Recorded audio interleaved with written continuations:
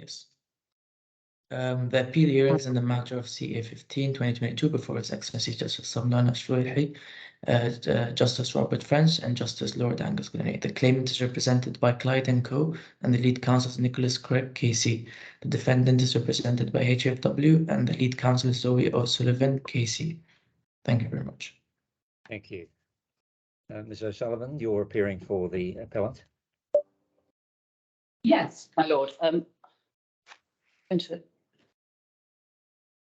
You sound slightly surprised. Good morning, good afternoon, or good evening, my lords. Yes, I appear for the appellant Horizon with my learned junior, Mr. Hogan. And my learned friend, Mr. Craig KC, appears for what I should call ADNIC, the respondent. Yes, very well. Yes, well, we seem to have a procedural matter and we have a rather truncated ground of appeal. Yes, my lord, precisely so. Which would you like to hear from me first on? Well, I think if you make your submissions on everything you want to say, then we'll proceed on that basis. Thank you. Well, with that indication, I shall begin with the substance and come later on to the question of the construction of the rules of the DIFC court. So, my lords, I would like to set out a series of propositions before I develop them more fully. You don't need to write them down now because I'm going to say them again at the end of my submissions, unless, of course, you ask me not to. But these are the propositions I would like to advance. First, the federal insurance law applies to the insurance activities of what one might call for short UAE insurers. That is, insurers who are established in or licensed in the UAE, not including the financial free zones, and regulated by the insurance authority. The insurance law expressly does not apply to what one might call for shorthand financial free zone insurers. That is, insurers established in or licensed in the financial free zones and regulated by the DFSA in the DIFC and by the Financial Service Regulatory Authority in the ADGM. Secondly, the laws of the UAE expressly distinguish between the insurance activities which UAE insurers are entitled to carry on, which are subject to the insurance law, and those which DIFC insurers are entitled to carry on, which are not. This is clearly the result of a policy choice by the legislature. 3, there are different regulatory regimes, but also different dispute resolution regimes. Fourthly, in 2018, amendments to Article 110 of the insurance law introduced a new dispute resolution regime, which made it mandatory for insurers to make a complaint to newly constituted dispute resolution committees. You mean insurance? Insurance, yes.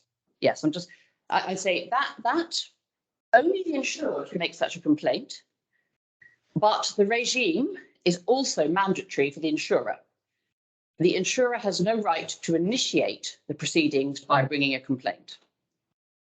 Again, this is the result of a clear policy choice which gives asymmetric rights to insurers and insurers, but the insurer is not deprived of recourse to the courts, and it also has self-help remedies such as avoidance. It can also insert an arbitration clause into the policy if it wants to avoid being bound by the Article 110 regime. My next proposition, my lords, the competent court for hearing disputes under the Article 110 regime cannot be a court of the financial free zones. This is clear from the express exception of financial free zone insurers from the insurance law. Article 110 must be construed consistently with other federal legislation, specifically the Civil Procedure Code, which lays down mandatory choice of jurisdiction rules for insurance contracts. As a matter of public policy, parties to insurance contract may not opt out of those jurisdiction rules. They cannot do so by choosing the DIFC court to be the competent court. However, they are expressly permitted to opt out by choosing arbitration. The position is different with respect to insurers in the financial free zones who are not subject either to the insurance law or to the Civil Procedure Code. Finally, drawing all that together, against this background, my lords, we say that the jurisdiction clause should be construed as conferring jurisdiction only on courts which have jurisdiction to hear disputes under these policies. That is, the UAE civil courts, excluding the free zone courts. And that is the conclusion we say the judge ought to have reached. So that's a lot to take on. So I'm now going to go through that at somewhat greater detail. I'd like to begin by showing your lordships the jurisdiction clause in the insurance policies. If you can see that at C22. That is the marine and hull machinery policy, C22. If you scroll down, there it is. Does your lordship see that, the law and jurisdiction? Mm-hmm. And for reference, at C26, you will see the identical clause in the marine hull war policy. And if you look at the top of each page, you'll note that ABNIC, the insurer's head office, is in the Emirate of Sharjah. And it is common ground that ABNIC is subject to provisions of the federal insurance law. That is law number 6 of 2007 on the regulation of insurance operations. So our submission is that properly construed against the relevant legislative background, this clause constitutes a submission by both parties to the jurisdiction of the civil law courts of the UAE, excluding the courts of the financial free zones. So I would therefore like to look at the relevant legislative background. Your proposition is that the jurisdiction in respect of insurance disputes created by Article 110 with respect to the competent courts is exhaustive of all jurisdiction with respect to insurance disputes. All jurisdiction with respect to insurance disputes governed by the insurance law. Yes, my lord. To use Justice Giles's expression, it covers the field, except, of course, arbitration, which, as we know, is an express exemption. And the question is whether it exhausts, whether it excludes the DIFC court. Let us suppose, for example, that you have the case of an insurer who's insured would ordinarily have recourse to the Article 110. The insurer makes a payment and discovers after the event that the payment was procured by fraud or non-disclosure, vitiating non-disclosure. Are you saying that the insurer cannot seek a relief in the DIFC courts if Yes, enlivened, if their jurisdiction is enlivened by an appropriately construed jurisdiction clause? I say they can't. If they are established within the UAE or licensed within the UAE, then they cannot choose the jurisdiction of the DIFC court. Well, what relief is available to an insurer who's made a payment procured by fraud on the part of the insured? Well, they don't have to provide cover. I'm sorry, they don't? Oh, sorry. Yeah, what do you mean? Yes. Okay, that's interesting. So they've already, your lordship's assumption is that they've already paid out. Yeah. Well, that's an interesting question. Because in those circumstances, they would have, in effect, a restitutionary claim to recover back. And what I need to do, my lord, is take instructions as to what the remedies would be under local law. I'm not suggesting that the insurer would have no remedy at all to recover a payment made out under those circumstances. But I would say that it's not an insurance dispute as such. It's in effect a fraud claim. What So about they wouldn't be without remedies, but it wouldn't be within the Article 110 regime. take a very simple case? An insurer who there's a dispute about the premium, and the insurer wants to sue for the whole premium or balance of the premium. Where does he go? Well, he has to wait to be sued if he's signed up to the insurance law, because the insurance law doesn't give him a positive right to initiate the proceedings. But So as I've said, that doesn't leave him without remedies, because he simply doesn't have to pay the claim. Or if he does, as a matter of construction, have to pay the claim, he offsets the amount of the premium due.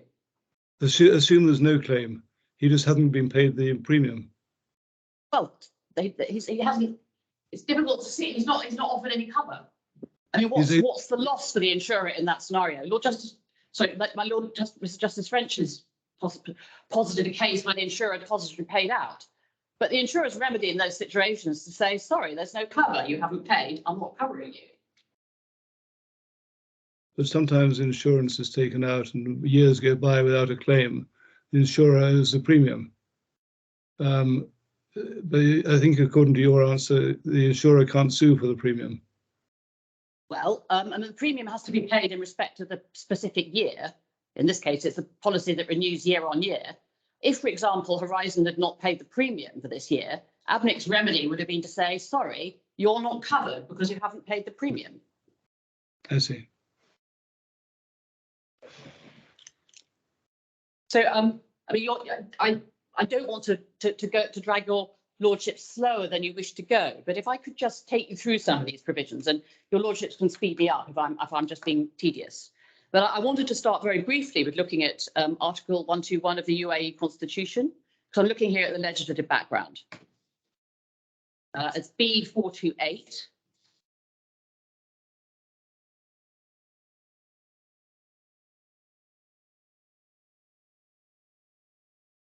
And I simply draw your attention to the reference in the second block of text, insurance of all kinds. So that tells us that the Federation is in charge of enacting laws that relate to insurance of all kinds. And so pursuant to that provision, the Federation promulgated the insurance law, which as we've seen, it says it's on the regulation of insurance operations, but it's not limited to regulatory matters. It also lays down a mandatory dispute resolution process. So if one goes to B181, I'd like to look briefly at a few of the provisions of this law.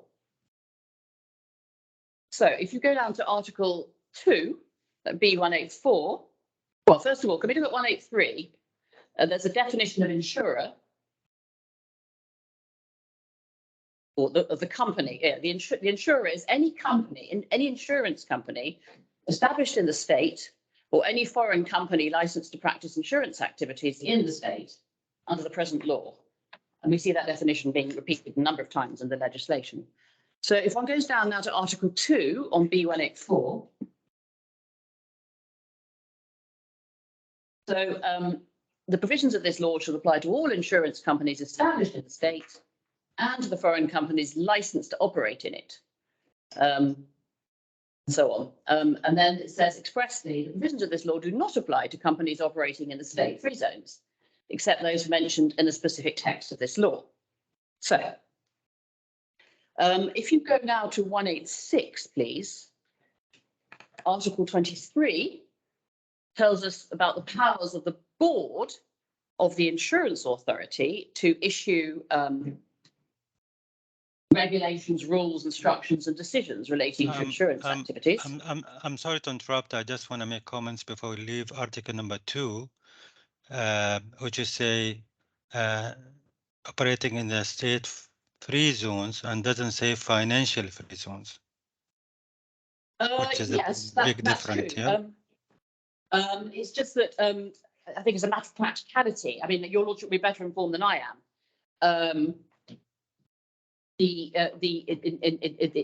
is in the two financial free zones where insurance activities are licensed to be carried on. But in principle, I've used the word financial, but you're quite right, my lord. And my argument doesn't change, actually, whether or not you put in the word financial.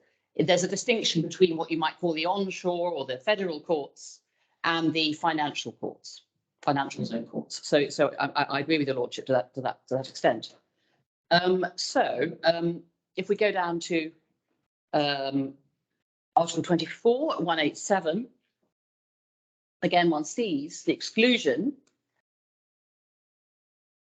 No, we don't. Sorry, that's not right. It defines those people who are entitled to exercise insurance and reinsurance activities in the state.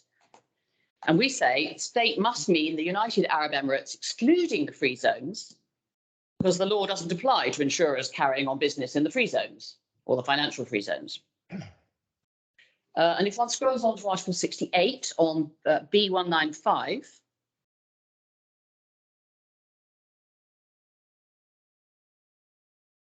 thank you. Insurance companies licensed to operate in free zones may not carry out directly any activity outside the zone, reinsurance accepted.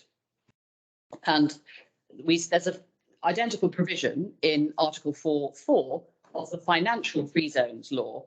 I won't take you there, but for reference, it's page B179. And as we've seen from the DFSA website, we've quoted from it in paragraph 25 of our skeleton, it seems that in fact, insurers who are licensed in the DIFC can also provide direct insurance, provided the risk is situated in the DIFC outside the UAE. Now I'd like to come to Article 110, which is at B202. As you can see, was introduced after the amendments, which came in on the 25th of April 2018. And it appears under the heading Title 5 General Provisions. So Article 1110A, 1A, obliges the insurer to process insurance claims according to the legislation in force and the provisions of the insurance policies. Article 1110C gives the concerned party the right to submit a complaint to the insurance authority. And as we'll see from resolution number 33, it is clear that that is a right that's only available to the insured. Article 110.3 provides that claims related to disputes arising from insurance policies, activities and services may only be accepted after bringing these disputes before the committees formed according to the provisions of clause 2 hereof. Now, we say, and we don't think this is disputed, that claims in that article means court proceedings. But what is disputed, my lords, is whether it's a condition precedent to bringing court proceedings that the insured must first have made a complaint to the committee and the committee has reached a decision, which might include declining jurisdiction. We say, and I will show you in due course, the law and the cases make it clear that it is such a condition precedent and the insured must first bring a complaint. If no such complaint has been made, the conditions for the court's jurisdiction have not been established and the court will dismiss the claim. Apologies for interjecting. Just to make clear, we don't accept that the word claims that. I don't want to interrupt my learned friend's flow, but just it was said it's not disputed that claims means court proceedings, and we don't accept that that means court proceedings. Just to be clear, and apologies for jumping in. That's not something that I was aware of, but we'll see if it makes any difference. So I'd like to come to resolution number 33 of 2019. Because the amendments to the insurance law in 2018 gave the power to the board to set up dispute resolution committees.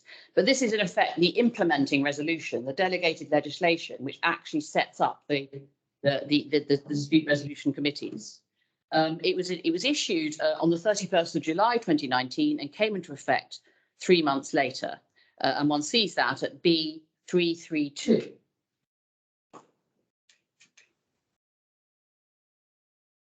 B332.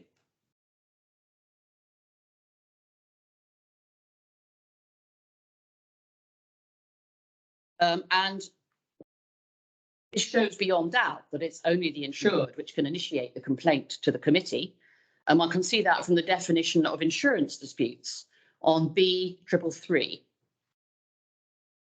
Scroll down.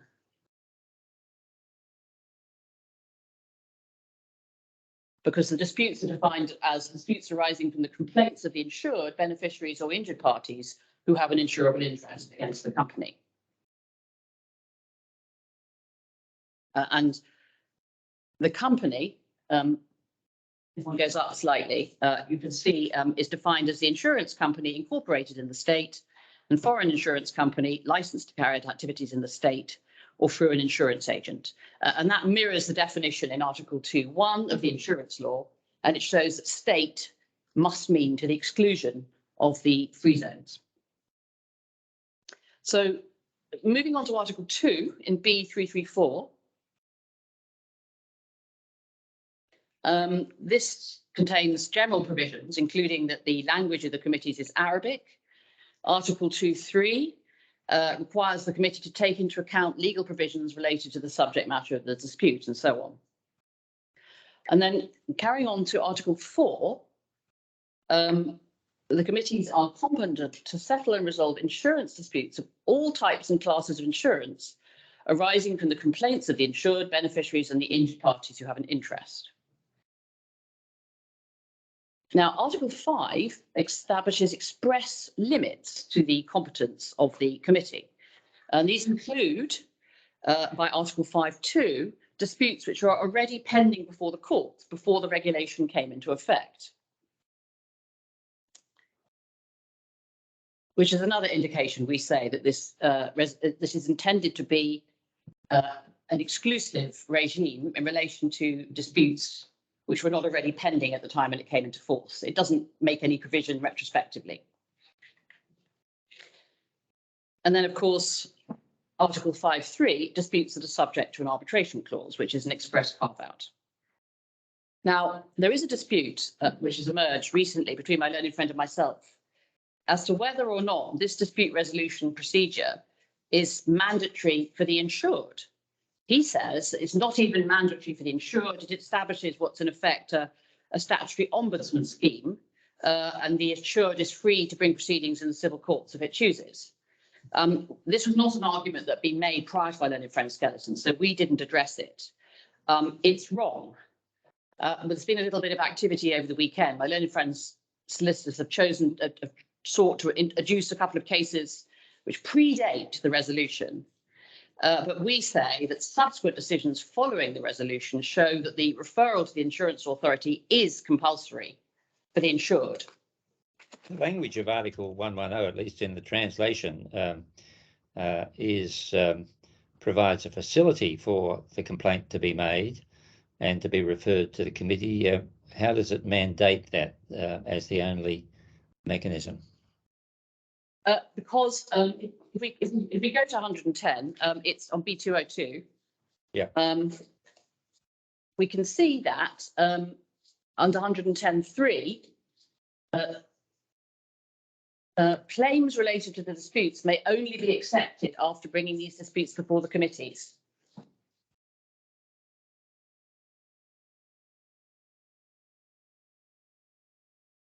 And who's that directed to?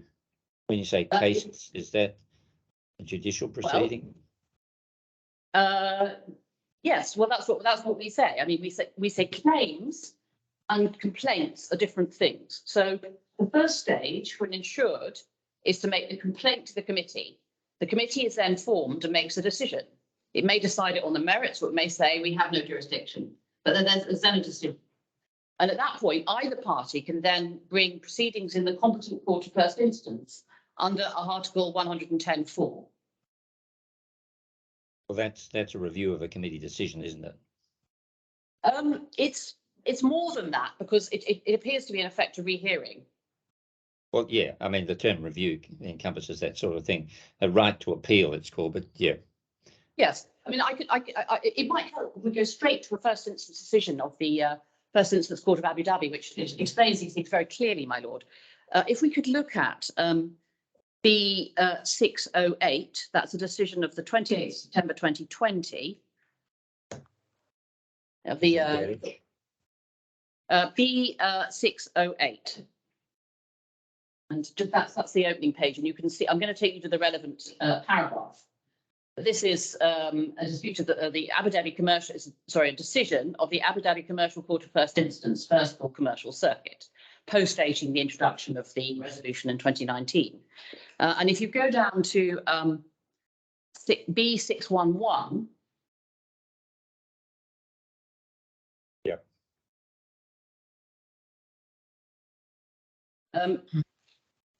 Now, I would like you to read the paragraph beginning, whereas the defendants be regarding the inadmissibility of the case. Probably you need to read until the end of page 615, my lords. Can the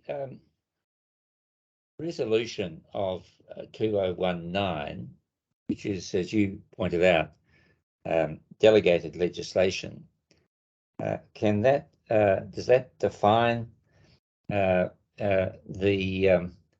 jurisdiction? I just have an uneasy feeling this is a stream rising higher than its source. No, I understand the anxiety, because you remember that this dispute resolution goes hand in hand with the amendments of 2018. Understood. Before 2018, there were no dispute resolution committees. Yeah, understood. The Article 10 comes in and they say there will be committees. It actually takes them a year to get round to issuing the resolution. And as we will see from my learning friends case, it was actually a hiatus for about a year. The amendments came in, but there weren't any committees. But once the committees were established, which was towards the end of 2019, the hiatus was closed up. Yeah.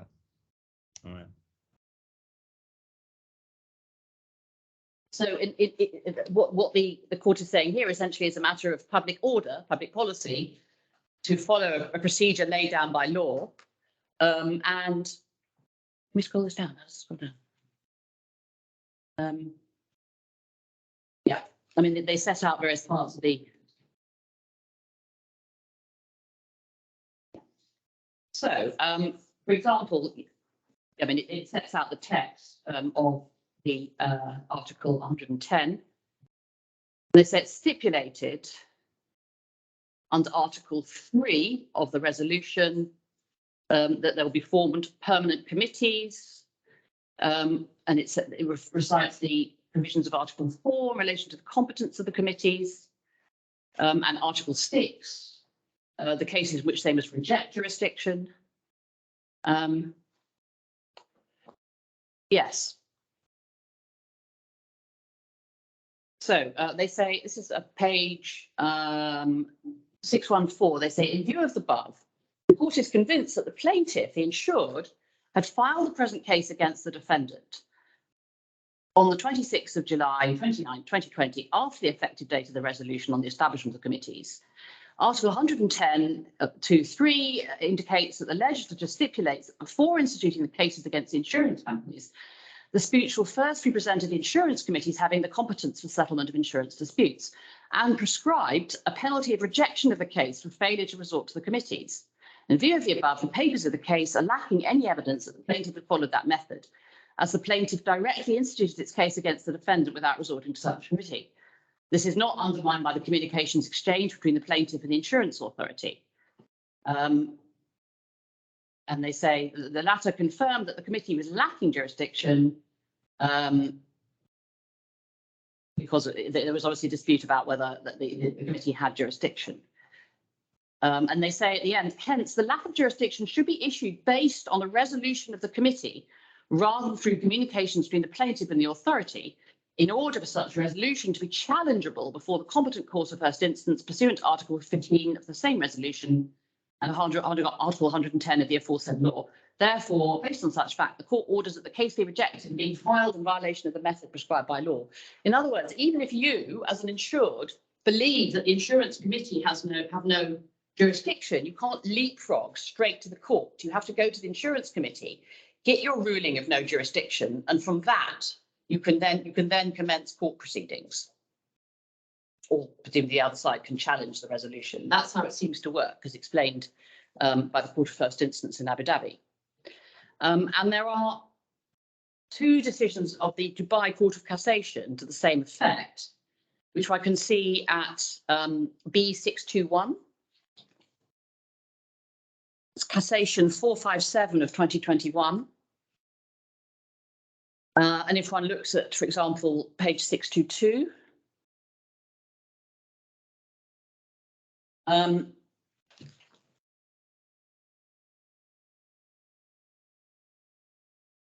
yeah, where it says under the words appeal before the Dubai Court of Cassation, before the Dubai Court of Cassation, the appellant maintained that the contested judgment had erred in the application of the law for rejecting the subsidiary guarantee claim against the fourth respondent, the insurance company for not following the legal path that required him to submit the dispute with the insurance companies to a settlement committee. The contested judgment was deficient and should be reversed. And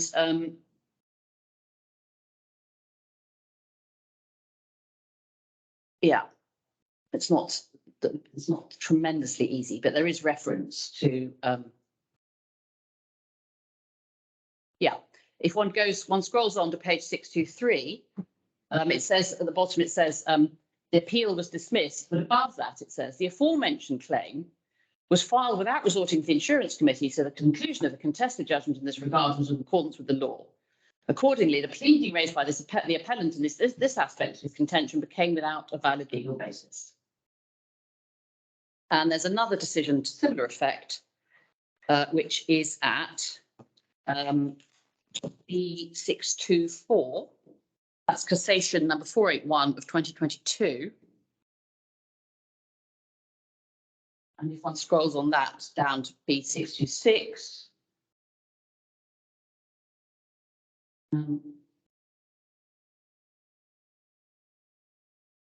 Yeah, I mean, under decision about 5 paragraphs down, I mean, they set out the provisions of the law and the resolution, and they say the legislator had drawn a specific path for filing insurance disputes and assigned the committee stipulating the law and jurisdiction to decide in them. If the insurance claim was filed directly before the ordinary judiciary, then it would not be accepted. Now, one might say the legislator has drawn a specific path for insured persons to file insurance disputes. Yes. Yes. So let me address that point because, my lords, we say that this Article 110 does, to use the judge's expression, cover the field. It does establish an exclusive territory, exclusive procedure for resolving insurance disputes. And we say that well, there's a couple of matters we pray in aid of that. Firstly, we say that the positive necessarily includes the negative. Now, Justice Giles focused on the fact that it doesn't say in terms this regime does not apply for the insurer, or the insurer may bring claims notwithstanding the provisions of Article 110. It doesn't say that, but we say it necessarily implies that because it's very clear that the only rights conferred on the the only party that can initiate this compulsory process is the insured, and that follows from the definition of insured in the resolution. And as we've seen, that is compulsory. But we also pray in aid, my lords, the fact that there was an express carve out for arbitration, as your lordships will remember from Article 5. So in a sense, the parties can opt out of this compulsory regime by agreeing to arbitration, but not otherwise. Now, we say that that indicates that this article is intended to cover the field because there wouldn't have been any need to have a specific opt-out for arbitration if it has simply been an optional process. There wouldn't have been any, but the very fact that an express opt-out was required shows that it was intended to cover the field in other respects. And we say, my lord, I'm going to show you the provisions of the CPC. That also ties in with the fact that under the Civil Procedure Code, there are specific allocation of jurisdiction provisions which cannot be overridden by the choice of the parties. But I'll come to that in a moment. So just can you help me? It's my fault, I'm sure. But at the moment, you've shown us provisions in 110 and following on from 110, showing that for any claim by the insured has to go through the insurance authority. Yeah. Yes. Your argument that also prevents the insurer from bringing proceedings is based on implication, is it? Yes, it is. Because, firstly, this procedure is mandatory, as we've seen. There's no other way to go to a court. You have to go via the complaint to the committee. And secondly, it's quite clear under the resolution that only the insured has that right. Well, and thirdly, I follow the second prong of that argument, that only the insured has that right. But where is it that you can find that no insurance claim can be brought apart from via the committee? Well, as I say, it doesn't say so in express terms. This is where I say by necessary implication. And you may observe that all the cases I've cited to your lordships involve cases brought by the insureds.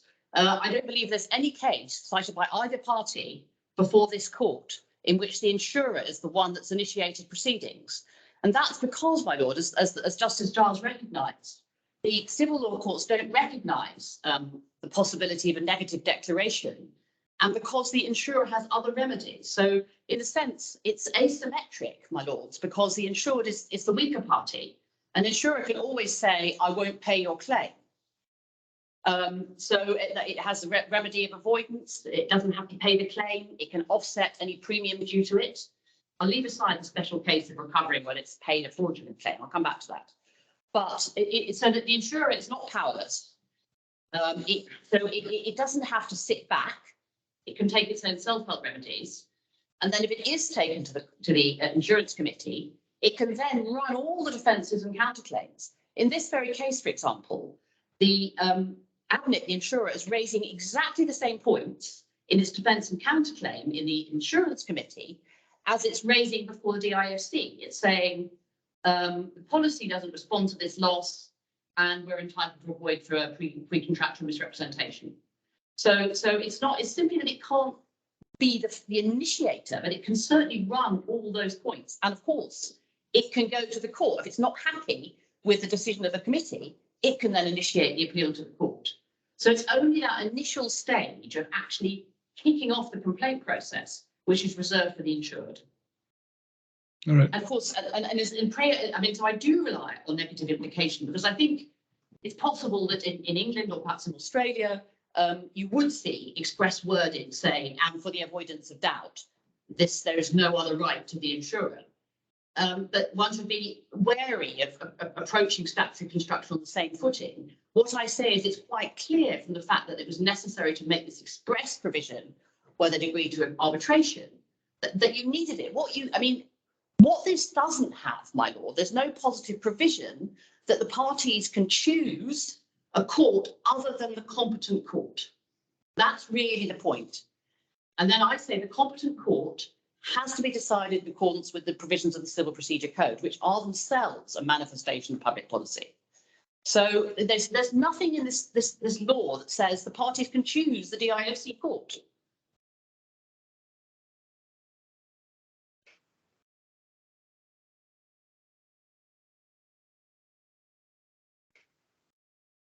Now, I mean, we say that there is this asymmetry, as you like, is reflected in the different regimes which govern what you might call onshore or UAE-based insurers and offshore or free zone or financial free zone based insurers. As we've seen, we've got a regulatory and dispute resolution regime which applies where the insurer is a UAE establishment or is licensed to carry on business in respect to the UAE. There's a completely different regime where it's a DIFC insurer licensed by the DFSA. We know that they're expressly exempted from the provisions of the insurance law. They're not subject to the Article 110 procedure at all. They can invoke all the common law remedies available in the DIFC court, such as initiating proceedings for a negative declaration. But this insurer is not a DIFC insurer. It is admitted to be subject to the provisions of the insurance law. And that, we say, includes the mandatory and exclusive dispute resolution process in Article 1110.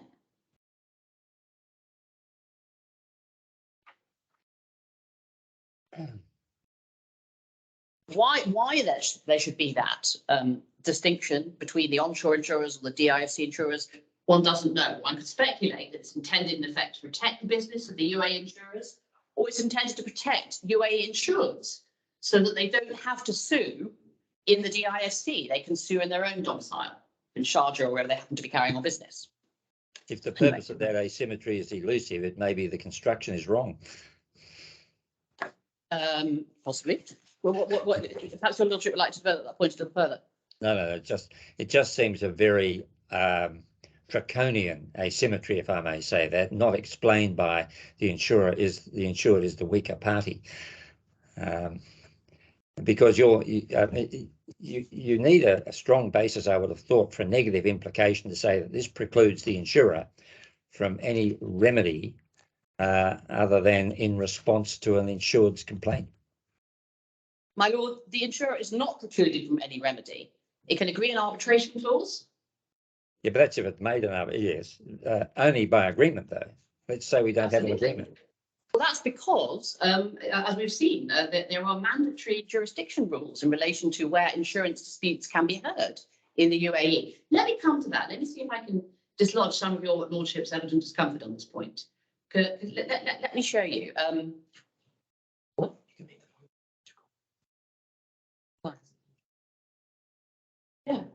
Yeah. I mean, my learned junior might see the debate point is pretty draconian the other way. It means that an onshore insurer ends up being dragged into the DIFC court. It itself cannot initiate proceedings in the DIFC court because it, as we know, is bound by Article 110. It has to go to the committee, which is what's happened in this case. Meanwhile, the insurers fancy free and foot loose and can go to the DIFC if it wants to. And that's exactly what's happened in this case. And we say that's exactly what the legislation does not contemplate and what the parties did not contemplate.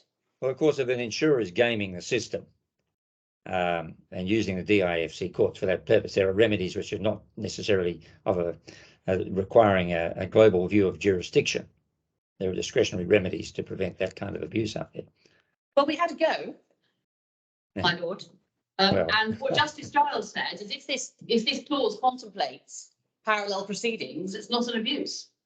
And your lordship may be aware that it's being done the other way as well. Each party is saying it's abuse for the other to sue in the parallel jurisdiction. It's full of people leaping from onshore to offshore and back again.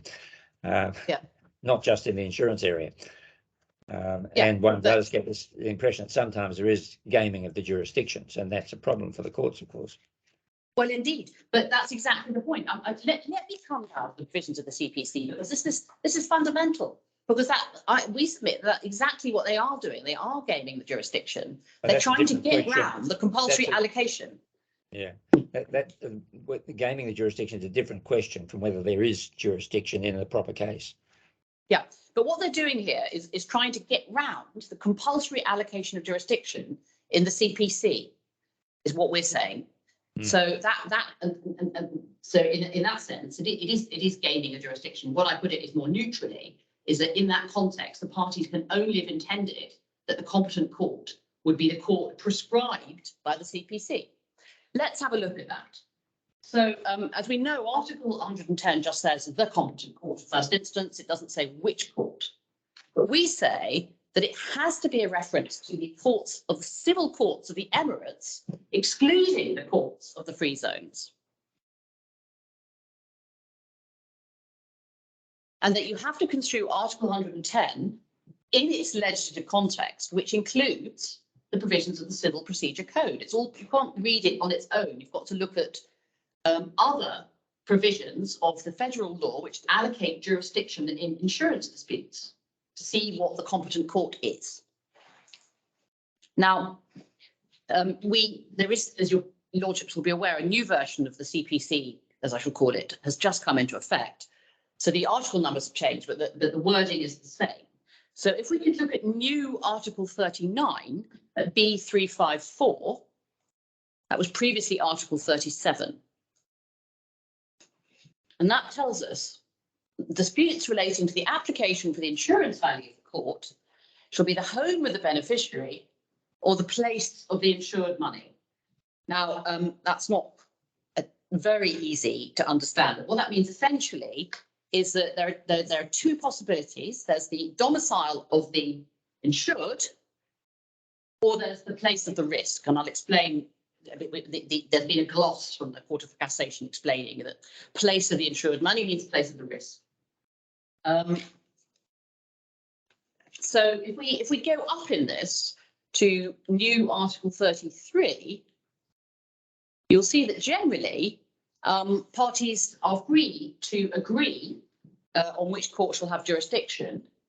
That's Article 33.5, but there are expressed exclusions. One of those is Article 39. You see that from Article 33.5. So in other words, although there's a general rule that the parties can agree on jurisdiction, for public policy reasons, there are special rules in relation to insurance disputes. So if one looks at, there's a cassation decision, number 113 of 2022, and that starts at B99.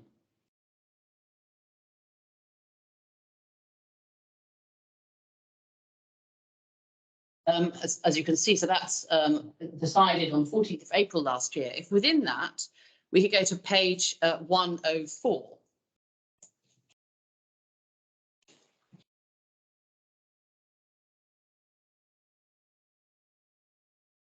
So it says, it's well settled that the court having jurisdiction over the claim for the insured sum pursuant to Article 37, now Article 39, is either the court of the beneficiary or the court within which circuit the insured properties are located, which is subject to the choice of the claimant. As for giving the jurisdiction to the court where the domicile of the claimant is located is due to observing the side of the claimant on the consideration that he is the weak party who suffered from the insured risk. As for the jurisdiction of the court within which the insured properties are located, is because this court is more able than others to consider this case. However, it is established that this provision does not impede the jurisdiction of the court where the domicile of the defendant is located, according to the general rule. So in other words, that there's a third possibility, all of which is the election of the insured. They can choose their own domicile, they can choose the domicile of the insurer, or they can choose the place of the insurance risk. But what they can't do is choose a court which is not governed by this, by the insurance law at all, the courts of the free zones. We say that this, it's clear from the by the exclusion of free zone insurers from the provisions of the insurance law that it was not the intent of the legislature that the free zone courts should be able to be the competent courts for purposes of a dispute under Article 110, and that in fact it's not. Sorry. So can you just help me? Is this CPC argument? Is it a standalone bar to the DIFC courts having jurisdiction, or does it depend upon linking in some way with the insurance law? It doesn't. I'm sorry, it doesn't apply at all in the DIFC. In the sense, it's the CPC is exclusively an onshore code and regime. It doesn't apply to the free zone courts at all. Yeah. So it does. So it doesn't prevent parties choosing DIFC jurisdiction if they wish to do so. I mean, non-DIFC. I don't believe so. No, but you've got to look at it in context. So basically, what we're concerned here is what is the competent court for the purposes of 110? And the answer is, in my submission, it is inconceivable that the parties chose, the legislature did not allow the parties to choose a court completely outwith the purview of the insurance law. On the other, but they could, as we've seen from the dispute resolution, choose arbitration. But other than that, they were not entitled to opt out of what was the competent court for the purposes of 110. And I say you have to read, in order to discover what the competent court is, you have to go to the CPC. You can't arbitrarily decide that one of the free zone courts is the competent court, subject to the choice of the parties, because the free zone courts have got nothing to do with the insurance law regime. It's a completely separate regime. If you're carrying on business in DISC, you can have the common law regime, you can have the common law courts, and you can choose what you like. But if you carry on insurance in the UAE, you're subject to insurance law, it's the insurance law or arbitration or nothing. And it's the competent court is the onshore courts or an arbitration tribunal or nothing. Okay, I come back to the question I was asking you.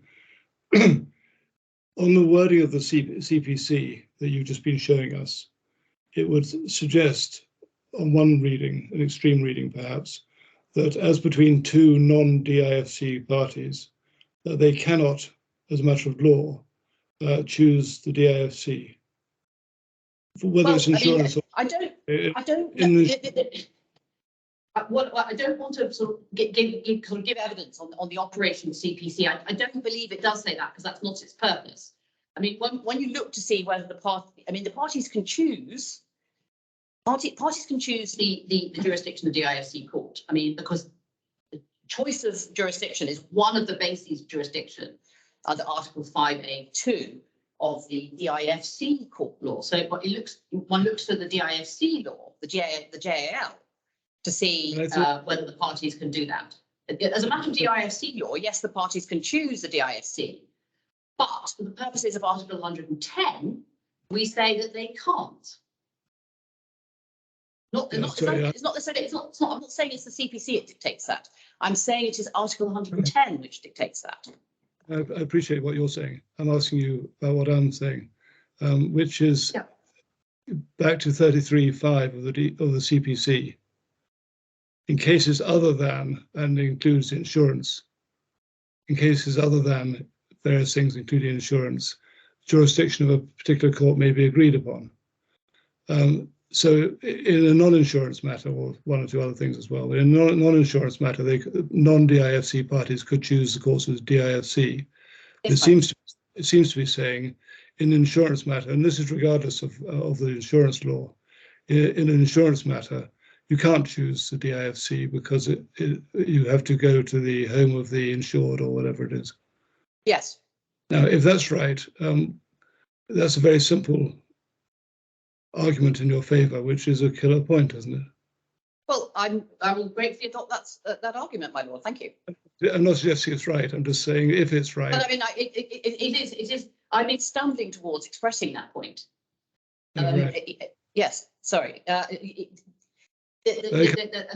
CPC establishes a policy reasons why there are certain jurisdictions for insurance disputes. It's not open to the free choice of the parties. I mean, the claimant is given a restricted choice of 3 possibilities, but the parties cannot choose anything other than what's laid down in Article 39. That is my submission, my lord. Okay, and my only question really was, if that's right, why does it depend at all upon the proper construction of 110 of the insurance law? Well, my lord, that was the basis of the appeal, because the judge found that there was nothing in Article 110 which prevented the parties from electing the DIFC court as the competent court. So I'm addressing it through that lens. But the reason why I say that it can't be 110 is because when you look through that to see the CPC, you see that the parties cannot agree the DIFC court under the CPC. So taking it backwards, you start from the CPC, you can go back to 110. You say, well, it doesn't have to be in 110 because you obviously have to construe 110 in the light of what the CPC says. That is my argument. Okay, thank you. How is one supposed to read Article 39? It's the translation is rather oddly worded. It is. I mean, I've taken some advantage, some assistance from that cassation decision, because I think the answer is that the cassation decision tells us that there are 3 possibilities. One, and I'm sort of converting it into sort of common law terms. 1, the domicile of the insured. 2, the place of the insured risk. And 3, although this isn't in Article 39, but the cassation court tells us that you could also sue the insurer in its domicile. Now, in this, as the judge rather amusingly observed, I mean, this is a ship sailing around the sea, so it isn't obviously located in any particular jurisdiction at any particular time. One doesn't get a lot of assistance from that. But in this case, both the insured and the insurer have their head office and management in Sharjah. And that is why we've always said the Sharjah court is the court with jurisdiction over this dispute. And that must have been the intention of the parties. So we should be reading it. I'm just looking at how I should read Article 39, looking back at Article 38, for example, and following the same. So the jurisdiction in disputes relating to the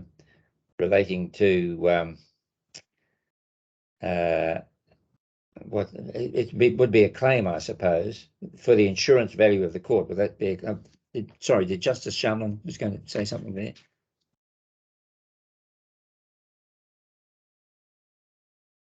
Sorry, can't hear. You're on mute, I think.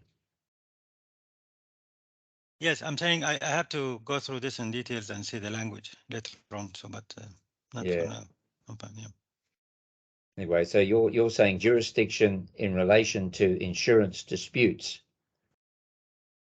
Putting it broadly, the effective Article 39 is that jurisdiction in relation to insurance disputes is located in the domicile of the beneficiary or where the insured money, whatever that means, is located. Correct. That's what I say, and that's what the Dubai Court of Cassation says. Okay. So another point that Justice Al-Madani made when he gave permission to appeal is to say, well, the jurisdiction clause doesn't do anything much. It simply recites what the provision is under the law. Now that, while a fair point, is a very limited point, because in my submission, parties frequently include boilerplate clauses that simply recite what the provision would be under the law for certainty. So that observation doesn't carry us very far. Another point that's been made by my learned friend is this whole argument wasn't taken in a case before the English Commercial Court recently, to which I say, well, it wasn't taken, so that doesn't really take us very far as to whether it's correct or not. But in effect, what I say is that when the learned judge said that parties were free to choose the DIFC court as the competent court, he drove a coach and horses through this carefully considered and deliberate legislation, which makes it clear that they can't.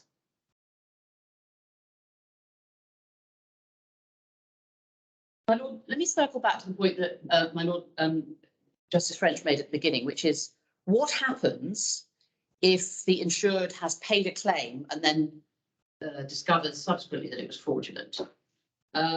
Is that in my submission, and I'm making this without instructions, so I'll need to check that I'm not misleading you, but I say that that's not an insurance dispute at all. That's simply a dispute where you could bring a fraud claim to recover your money on the basis that any other contract induced by fraud. Okay, let's ratchet it down one level and say that the insurer discovers after the event that there's been a vitiating non-disclosure, not amounting to fraud. Well, it's a contractual claim. Essentially, I mean, as we know, it's a special rule in relation to insurance claims invariably fidei. But in essence, it would be a claim that, well, I mean, there are various ways of putting it. You might say that no contract had come into effect at all, or that there was a special contractual right void. But again, that's not something. It would not be precluded, I say. It would not have to sit back and lump it. It would not be an answer to the fraudulent insured or the non-fraudulent but negligent insured to say, haha, you have got to, I haven't sued you, I haven't made a complaint to the committee, so you can't do anything. You would have some right, but it wouldn't be subject to the Article 110 procedure, which is really concerned with, anyway, that would be my submission. Okay. But in my submission, I mean, those disputes are relatively rare. I mean, obviously they could arise and one can't ignore them, but often the territory is what the territory of this dispute, where it said primarily we're entitled to avoid, we don't have to pay your claim, or alternatively, it doesn't respond to the particular circumstances. Now, that is not something that I mean, it's no doubt pleasant and helpful if the insured has a right to bring preemptive action for a negative declaration. And these actions for negative declarations were viewed with considerable scepticism in the English courts until a few years ago, and now they're viewed as a very good thing. But they're not necessary. As I said, the insured could just sit tight and not do anything in most cases.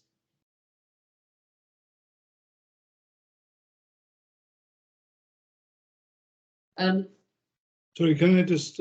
Yes. It's my fault because I'm catching up occasionally, but Article 39 of the CPC, does that have any, is that directly applicable in the DIFC courts, or is it just that you use it by way of background to show that in the federal courts, they wouldn't be allowed to choose a third-party jurisdiction. It doesn't apply in the DIFC courts. The DIFC, as you know, has its own rules of jurisdiction under the JAL. But Yeah. what it in a sense, I mean, it's not that it applies in the DIFC courts. What it does, it makes it plain that onshore insurers are not at liberty to choose the DIFC court. I can make that subtle distinction. Yeah, okay. I mean, you don't have to say we can't decide it. You know, Article 39 is binding on us. What we're inviting you to say is it's clear from Article 39 that there's a policy reasons why they can't choose the DIFC court, and you should construe the jurisdiction clause accordingly. Yes, I see. Thank you.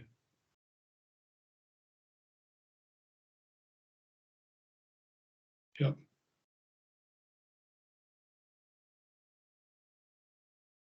I was proposing to conclude my submissions by repeating my initial propositions. Would that be helpful, or have we moved on? I think we're across them. Thank you. Is there anything that I could answer your lordships on before you hear from my learned friend? Oh, I need to talk about Article 44. Sorry. I think you do. Yes. Yes, Article 44. Now, this is a simple point. The first thing I need to say is that we use the word impractical throughout our submissions when that word is in fact impracticable. I apologise for that. So this is simply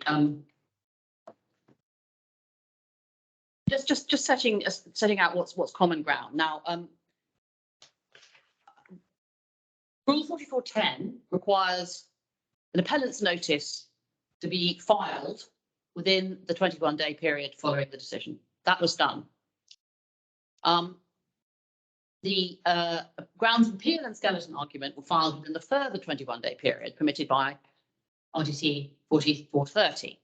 And what my learned friend says is an abuse of process. He goes that far, an abuse of process for Horizon to seek to rely on the extended period under Article 4430 without applying for an extension of time or showing why it was impractical for it to file its grounds of appeal and skeleton argument with its appellant's notice. And we say that misunderstands the rule and is devoid of common sense. We say it may be that it depends on the circumstances of the case. Well, my lord, yes, I would agree with that, because I would submit that it's important to bear in mind the difference between, on the one hand, the appellant's notice, and on the other, the grounds of appeal and skeleton. And secondly, one has to bear in mind the difference between the position where the application, an application for an extension of time is made within the period and there's not yet been any breach, and when a late application is made after the expiry of the period, because the courts may well be more severe in those circumstances. So on the first of those distinctions, we say there's a very clear distinction between the appellant's notice and the accompanying grounds and skeletons of argument. And that's because the respondent needs to know with certainty whether or not this decision is going to be challenged or not. And that's why there's a 21-day limit. And moreover, the parties are not allowed to agree to extend that limit. It's only the court that can decide that. So if a party is approaching the limit and it makes an application prior to the expiry, then the court can consider that application and in the exercise of its discretion, extend time or not. And in our submissions, we've suggested that when the application is made in time, the court will simply look at all the circumstances and whether there's a good reason or not. Now, but if they miss the deadline and they apply after the event, then the cases suggest that they will be dealt with quite harshly for good reasons. I mean, I've referred, for example, to a case called Daddick and Orion Holding. I don't think I need to go to you. But essentially, there was an application made 4 months after the application of the expiry of the deadline for permission to extend time for filing the appeal notice.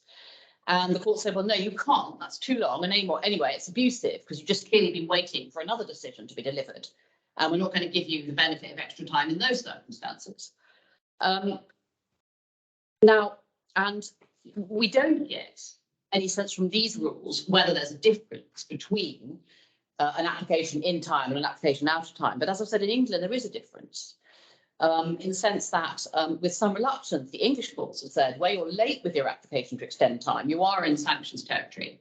It's not strictly an application for relief from sanctions because there is no sanction in the rules, but the authorities show you've got to approach it in the same way, you know. So, as I say, this court is not bound by those earlier English authorities and could take a different view. They thought that it was quite attractive to say you shouldn't have such a severe regime as the sanctions regime. But they said, well, we're bound by an authority to hold that. But this stuff doesn't arise in this case because we filed our appellant's notice in time. There's no issue about that. We didn't need to issue an application for permission for extra time. Now, this is all about the service of the grounds of appeal and skeleton, and which are treated differently because the rule does recognise that it may not always be practicable to file these at the same time as the appellant's notice, and it contemplates a short extension of up to 21 days, for which the appellant does not have to seek permission of the court. Now, if I look at does your lordship have the text? Your lordships have the text of 4430. Yes. Yes. So, I mean, it doesn't say.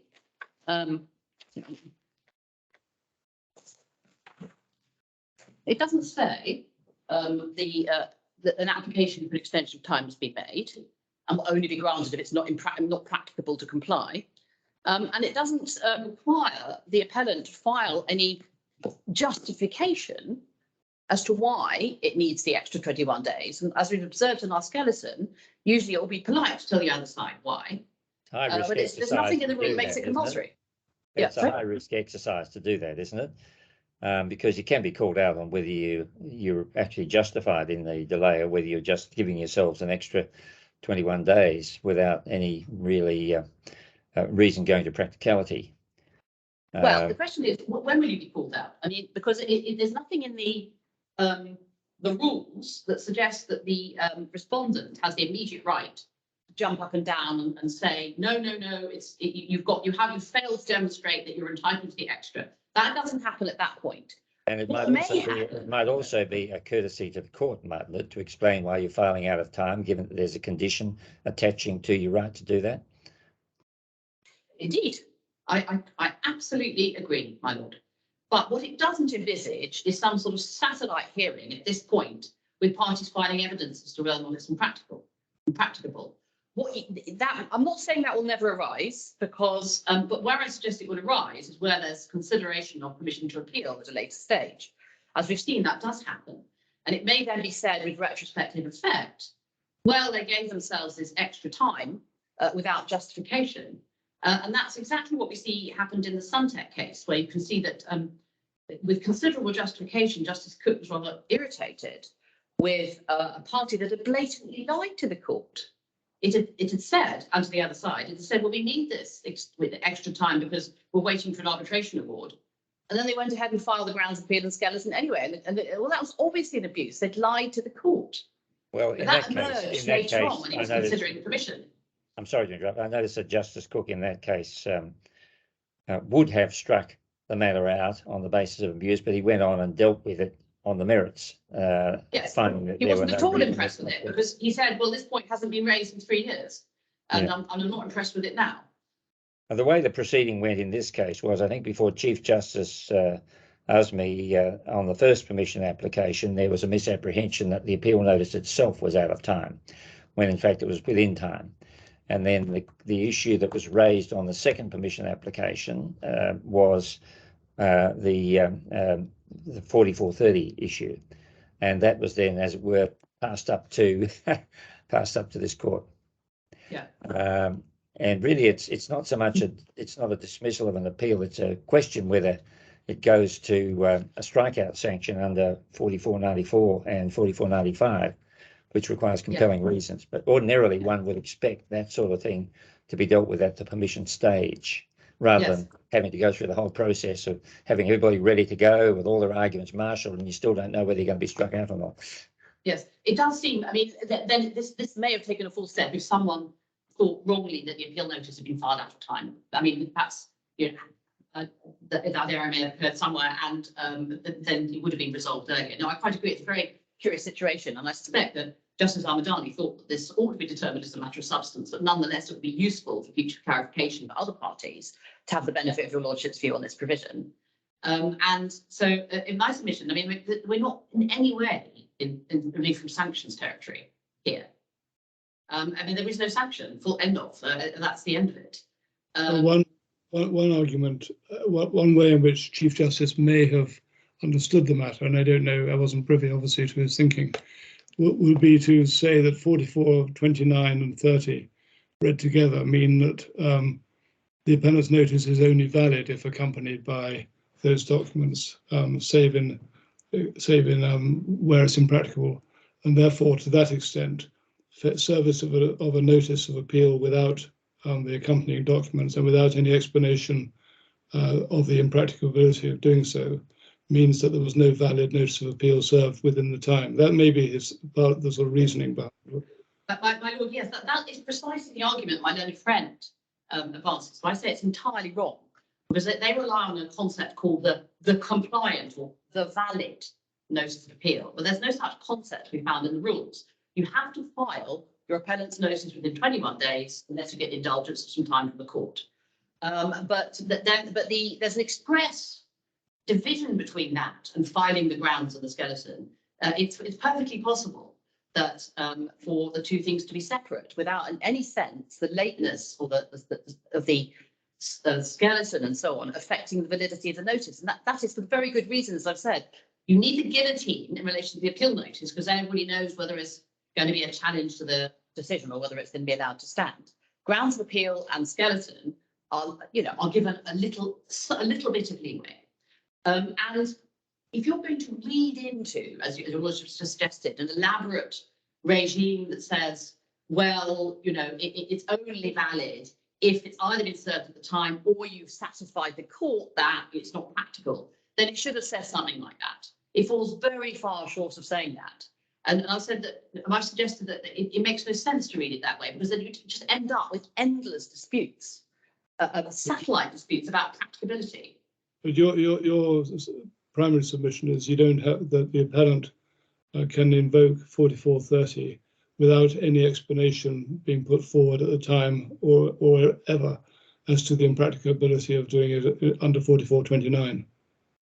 Where I say this is there's no obligation at the time, which is not to say the point will never arise. As we saw in the Sunset case with Justice Cook, it did arise when he was considering, firstly, the application for permission to appeal and the appeal itself.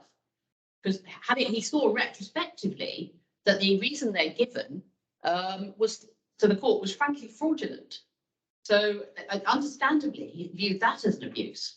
I think where my learned friend has gone wrong is saying that it's an abuse to file without first seeking an extension of time or making an application. It's not. What is abusive is lying to the court about why you need the time. Mm. So in most cases, my lords, I would suggest it won't arise.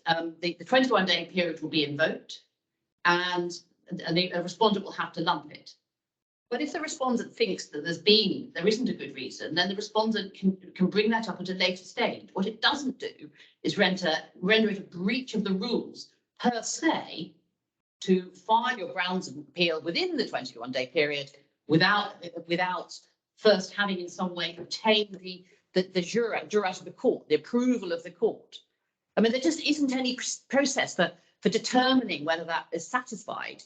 It may, as I say, it may be at some later date, it will be said that that rule was not satisfied. But that doesn't mean that the whole appeal is rendered invalid and must be struck out on procedural grounds, regardless of its merits. Okay. Any further questions from my colleagues? Thank you, Mr. Sullivan. Yes, Mr. Craig. Yes, Mr. Craig. Thank you. Apologies. I was just trying to find my microphone. I apologise if it appears a little bright behind me. We seem to have a lesser known object known as the sun in the UK, which is a bit of a first. So if you're blinded by something behind me, please let me know. That's all right. I intend to deal in the reverse order. So deal first of all with the procedural issue and then the jurisdiction issue. As I said in my skeleton, the procedural issue is effectively a threshold issue, which we say if we succeed on this, then there is no need to consider the other issue on the appeal because permission shouldn't have been given. You've just looked at Rule 44.29 and also 44.30, and you've obviously got the point that under 44.29, there's a mandatory requirement that the appeal notice be include or set out the grounds of appeal, and also that it be accompanied by a skeleton argument. Now, Rule 44.30, as you've also been shown, says that where it is impracticable to comply with the rule, that mandatory rule, such can be filed within 21 days. Now, if I can just show you the appeal notice that was issued by Horizon on the 18th of May, it is in bundle C, and I don't know if it's helpful for you to have the tab. It's tab 21, and it is page 430.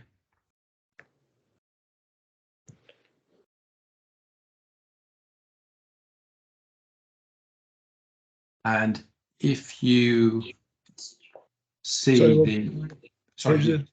it's page 430. What letter? That's Letter 17, tab 17 for C, I think. C17, page, sorry, I gave the wrong tab number. C17, page 430. Thank you. Yeah. And you see, it identifies obviously the case information, and then the particulars of appeal identifies the judge, the date of the order, and then in relation to grounds for appeal, it simply states the grounds of appeal and skeleton argument will be filed within 21 days in accordance with RDC 44.30. And then you have underneath, I apply for permission to appeal, and then there's a statement of truth, and that is the sum total of the appeal notice that was filed on that date. Now, obviously, no attempt was made at all to explain why 44.30 was relevant at all, and no attempt was made to explain why it was impracticable to file either of those documents. And what we say is that makes the appeal notice a nullity, which effectively is the view which appears to have been formed by the Chief Justice. And we say that such an appeal notice is of itself an abusive. Ms. O'Sullivan, I think your microphone's still on. So. Thank you. Sorry. Okay, sorry, Mr. Craig. No trouble. We say that that is plainly an abusive process which justifies refusing permission to appeal. I've referred in my skeleton argument to Rule 44.10, which requires the appellant's notice to be filed within 21 days after the date of the decision, where no direction for an extended period is given by the lower court, and also to the fact that under 44.12, the parties may not agree to extend the time for an appeal. It is for the court, and the court only, to decide whether an extended period should be permitted. And of course, as we know, where the time for appeal has expired, the appellant is required to file the appellant's notice and an application for an extension of time explaining the reasons for the delay. Horizon says that it need give no reason as to why it's entitled to rely upon 44.30. We say that that cannot be right. First of all, it is a rule of court which is required to be complied with. That is the mandatory requirement to file both a skeleton argument and grounds of appeal. Secondly, the arbiter of the impracticability or the inability to comply with Rule 44.29 must be the court. Otherwise, it makes a mockery of the mandatory rule. because it permits a party effectively a 21-day extension in every case. And the court would have no way of assessing whether or not there was a genuine reason making it impracticable to file the required documents in time, and therefore whether it was appropriate for there to be an indulgence under 44.30. Third, we say, if it is correct, no reason need be given, it makes a mockery of Rule 44.10, under which an appellant must satisfy the court that it requires longer than 21 days to file an appeal notice, which of course is supposed to be accompanied by a skeleton argument and grounds of appeal. Now, a party might be refused that extension, but nonetheless, if Horizon is right, the appellant's right, it effectively has 42 days to file its proper appeal notice with grounds of appeal and skeleton argument. And fourthly, there is no undue burden on an appellant to explain why it is impracticable for it to file in time. Relevant events should be readily explicable. So we say those are rules which are required to be obeyed and not abused. And despite the fact that the Chief Justice referred to 40.10, as I've explained, it seems to me he probably took the view that this was a nullity, or the appeal notice was a nullity because of the failure to comply with 44.29. And as I said in the skeleton argument, that was obviously the view of Justice Jeremy Cook in the Suntech case. There is an abuse when you fail to file an a grounds of appeal or a skeleton argument with the appeal notice unless you actually give a genuine reason for impracticability. So that's a universal rule applicable to all circumstances. It's always an abuse.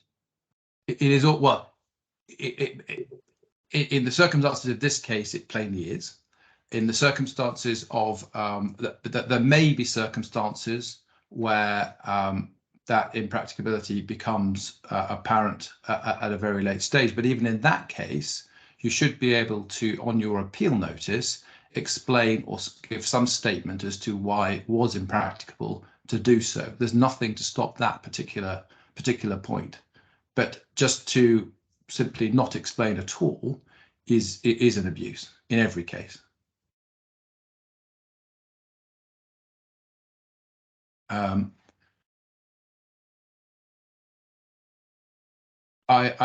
The relief from sanctions we haven't heard anything about, and in my submission that's not available to my to Horizon, because what's been given permission for is simply what is the effect of the procedural rule, which hasn't dealt with that application before you, and so I don't intend to respond to it.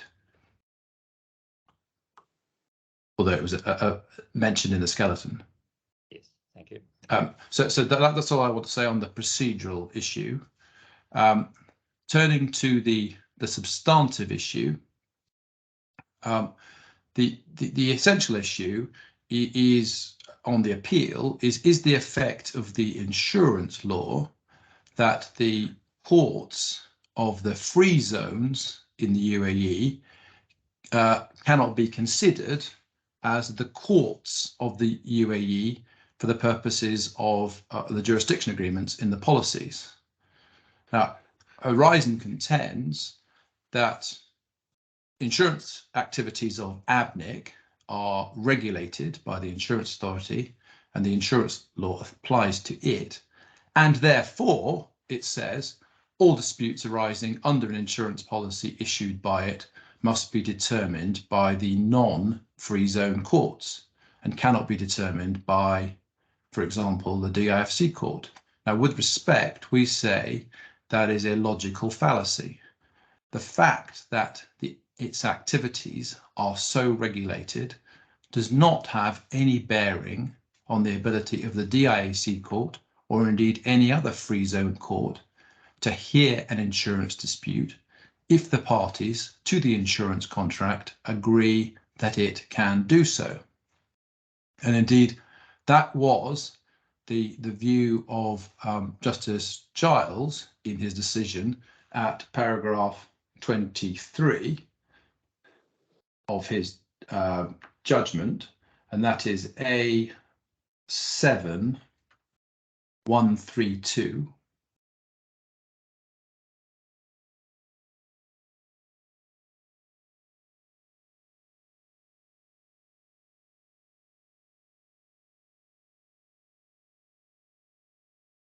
And you'll see the second sentence, he said, and this is a submission that we maintain, it's enough I'm unable to see that the restriction on insurance business in or from the DIFC has any bearing on the ability of the DIFC courts to hear insurance disputes if the parties to the insurance contract agree that it can do so. Now, we do not dispute that the insurance activities of ABNIC are regulated by the insurance authority, or that it is subject to the insurance law. However, we say it is not prevented by the insurance law or indeed any other regulation from bringing its claim, a claim, in the DIFC court. Now, the insurance authority has been folded into some other institution, hasn't it? it has. It's now part of the central bank. Yeah. Apology. If I may, I'll carry on using insurance authority just because it's safe confusion. Yes. Firstly, we say there is no prohibition from it doing so under the insurance law. Now, the insurance law itself makes express where it intends to prohibit something or make something mandatory. For example, at Article 68, which is B tab 12, page 195,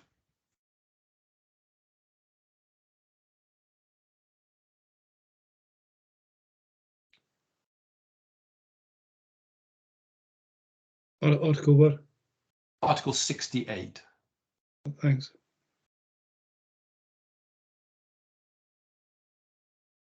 And this is the express prohibition on insurance companies licensed to operate in free zones not being permitted to carry out directly any activity outside that free zone, reinsurance accepted. A slightly different point, Article 28, which is at page B, tab 12, page 187.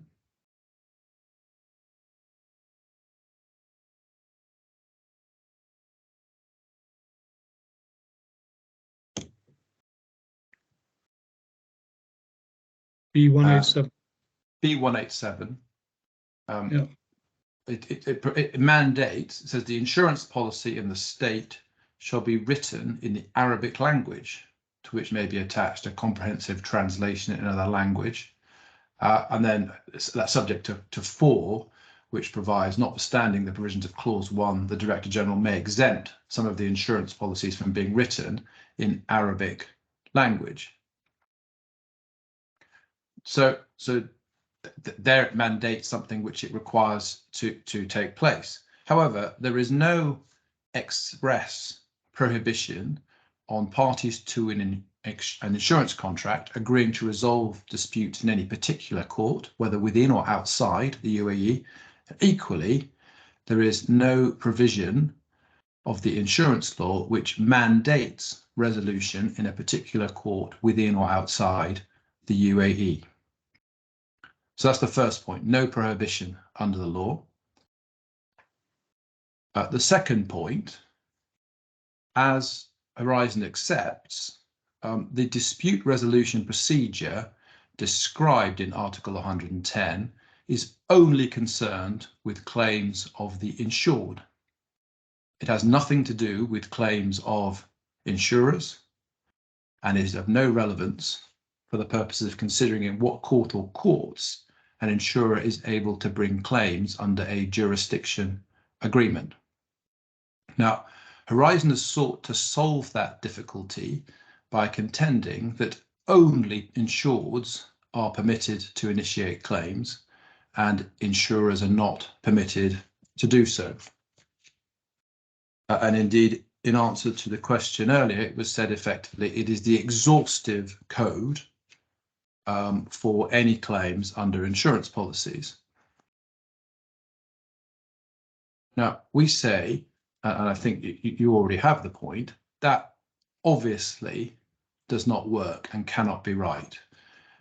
We have the example of the insurer owed insurance premium, which Justice Glennie averted to, and which we referred to in the skeleton argument. You have the situation where a claim is paid and it should not have been, which was averted to by Justice French. And another situation which might arise is where the insurer has a right of cancellation, for example, by reason of a significant change in the risk or the insolvency of the insured. And again, in order to cancel the policy in the absence of consent from the insured, it would have to start proceedings to bring about that cancellation. So in all those situations, an insurer would want to bring proceedings, but according to the position of Horizon, it would in fact have no right to do so. It could never bring a claim, and that obviously can't be right. And so we say, given that Article 110 only applies to claims brought by a potential claim brought by an insured, it can have no relevance to for the purpose of the construction of the jurisdiction agreement as regards the claims and the court in which the claims of an insurer can be brought. The third point to make is that, contrary to what Horizon contends, it is not mandatory for an insured to perform the various steps set out under Article 110 before it can bring a claim in a court of competent jurisdiction. Now, you looked at the regulation first of all, and we look at that again. It's B tab 16, page 335.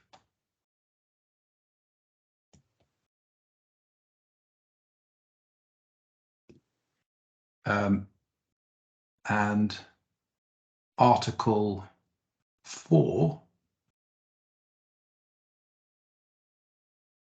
provides for the competency of the committees, and that is to settle and resolve all insurance disputes arising from complaints of the insureds, etc. And that complaint is the words to remember.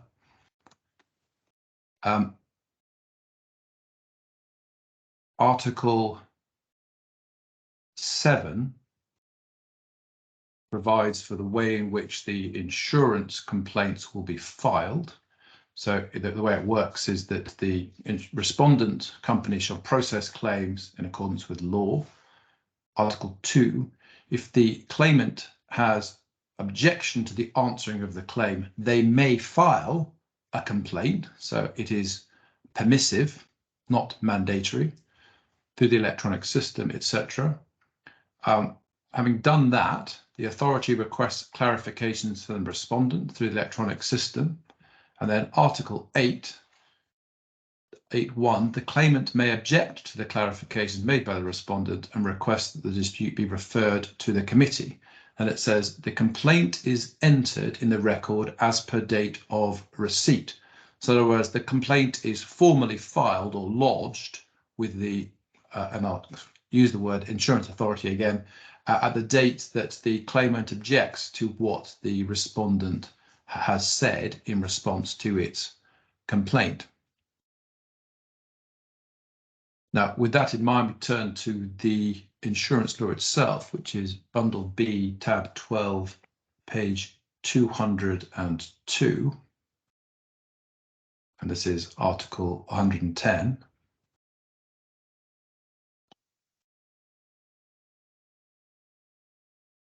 And it is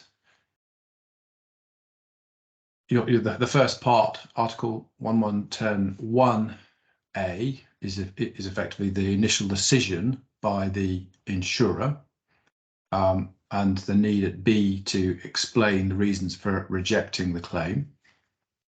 And then it says, should a dispute concerning any claim arise concerning any claim, the concerned party shall have the right to submit a written complaint. So in other words, it is permissive, not mandatory. And then it says D, the complainant, in case of objection to the clarifications provided by the company, may request the dispute be referred to the committee. So again, it is a permissive option, not a mandatory option. Surely the permissive nature of the option, both in the various examples you've given, is permissive. You can either accept the decision or you can challenge it. That's the nature of the permissiveness, isn't it? It doesn't mean you can go somewhere else necessarily. Well, it doesn't say that you can't go somewhere else. That's the point. So it is, so you can, what we say this provides, as happens in various other jurisdictions, is effectively that you can pursue a complaint to this non-court body, like an ombudsman type scheme, where you can say, hang on a second, you should have, the insurers are not acting properly here and they should pay out the claim. It doesn't mean, it doesn't prohibit, and there's nothing in the rule which prohibits the insured from, prior to filing its complaint with the authority, from actually just initiating proceedings in court. That's what we say is the clear import and meaning of the rules, and we say that that is supported by two Cassation decisions, which expressly look at the rules. The first one is at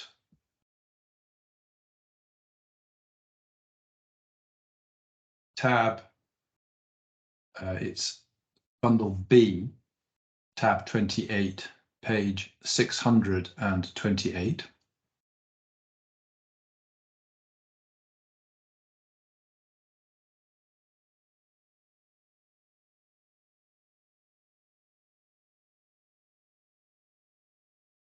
And you will see at the bottom of the page, they refer to and set out Article 110 in particular. And then and the next page, 629, it then looks at this and says this implies the purpose of preventing the competent court from considering any insurance claim prior to bringing up the dispute before the committee, as indicated in clause number 2 of the said article, is ensuring that the committee has followed the procedures outlined under clause number 1 of the same article. Then it says, so if the insurance company failed to adhere to the procedures prescribed by law for processing the insurance claim, or if it has not yet formed a committee, then the concerned party shall be entitled to directly refer to the competent court to request the due compensation. So that's how it interprets the law, and to similar effect is the next decision, which is at tab 29, page 638.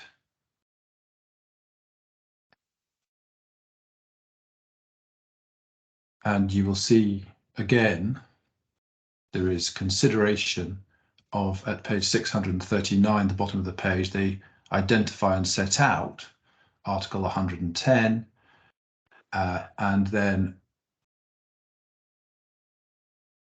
it says underneath page 640, after they've set out the text, underneath number 5, the first full paragraph, this indicates, as established by this court, the basis for preventing the competent court from examining any insurance claim before bringing the dispute to the committee referred to in clause 2 is that the insurance company has followed the procedures indicated in clause A, and that the committee has already been established by virtue of a decision of the board of directors of the insurance authority, etc.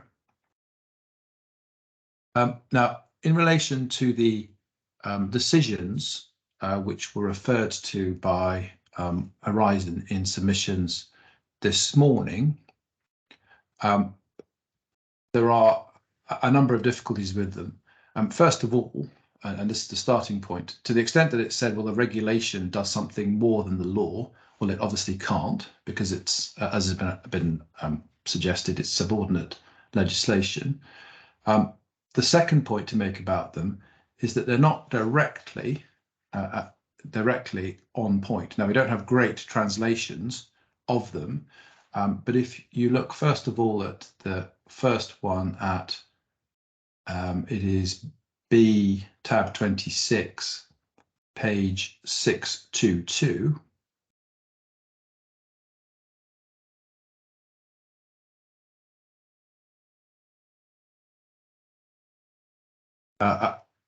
And before I actually go to the background per se, but what we say about both these decisions that are referred to, these custodial decisions, is they weren't really, the consideration of the insurance law was not the main part of the judgment, because in each case, the insurer was not the principal defendant. So looking at the background under at 622, in that case, 3 respondents to an appeal sought judgment against 2 appellants and the rest of various respondents, but they didn't seek judgment against an insurance company which had insured one or more of the appellants. So that it was like a third-party claim, effectively. So the claim arose out of an accident causing the death of a testator. The accident was due to the fault of the appellants, but not the insurer. There was a criminal trial where the appellants were obliged to pay, and you will see the last line just above proceedings. It says the first appellant filed a subsidiary guarantee lawsuit against the insurance company to pay a certain amount of money from the date of claim, etc. Now, I don't deny that if you look at 623, it was said in this case that the court shouldn't accept the insurance claim because a committee had not been formed. However, you'll also see that it goes on to say it was also decided within the jurisdiction of this court that the subsidiary guarantee lawsuit was considered independent in its entity, and the litigation proceedings in it should all be also independent from the original lawsuit. And then the next paragraph talks about how the case arose, and then during the course of the lawsuit, the first appellant company filed a subsidiary guarantee against the respondent company based on insurance relationship between them, requested they pay the amount. Aforementioned claim filed without resorting to the insurance committee, so the conclusion of the contested judgment was in accordance with the law. Accordingly, the plea raised by the appellant, this aspect of the case became without legal basis. But you'll see there's no attempt to really analyse the insurance law, and the truth is that it didn't really matter because it was simply said this is an entirely separate claim which doesn't really arise. And in any event, we would say this can't make good. I mean, you have to look at the wording of the insurance law itself. The next case is at page bundle B, tab 27, page 624. And the background again at 625. You will see this is a claim in medical negligence following the death of the claimant's daughter. And the background is that the appellant made a claim against all respondents, but not the insurance company, to pay 30 million.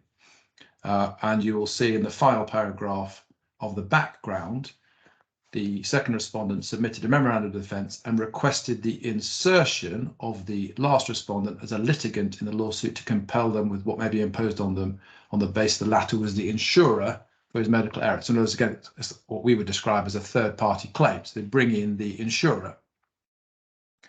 And at 626, you will see a similar decision to what we have seen in relation to the need or the suggested need for a complaint to be brought before the insurance committee.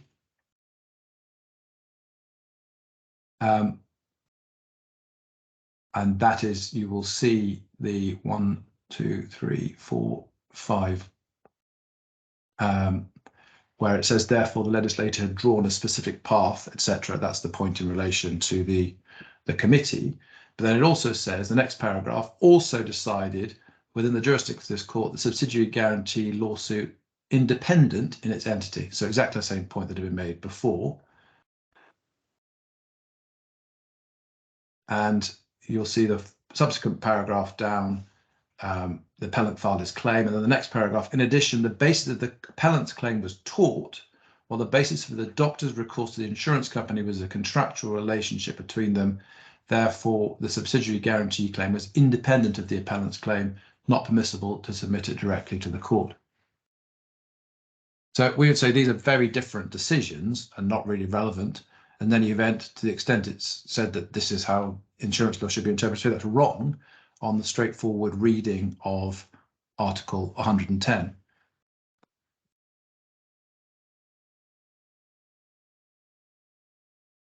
Now, going back to Article 110, and it is at Bundle B, tab 12.